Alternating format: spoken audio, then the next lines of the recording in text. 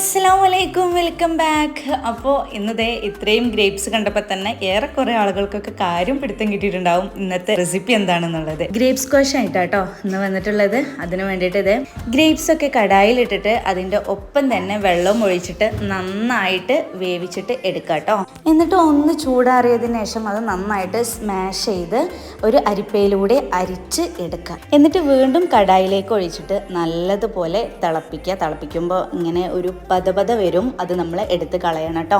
അതിലേക്ക് ഒരു അരമുറി ചെറുനാരങ്ങയും ആവശ്യത്തിനുള്ള പഞ്ചസാരയും ചേർത്തിട്ട് നല്ലതുപോലെ കുറുക്കി ഒരു പകുതി വരെ കുറുക്കിയിട്ടെടുത്ത് ചൂടാറിയാൽ ഒരു ബോട്ടിലോട്ട് മാറ്റി വെക്കുക കേട്ടോ. അടിപൊളി സ്ക്വാഷാണ്. നമുക്ക് പുറത്തുനിന്ന് വാങ്ങിക്കുന്നതിനേക്കാളൊക്കെ നല്ലത് നമുക്ക് ഇങ്ങനെ വീട്ടിൽ ഉണ്ടാക്കുകയാണെന്നുണ്ടെങ്കിൽ ഒന്നുകൂടെ നല്ലതല്ലേ. അപ്പോൾ എല്ലാവരും ഉണ്ടാക്കി നോക്കിയിട്ട് ഫീഡ്ബാക്ക് അറിയിക്കുക.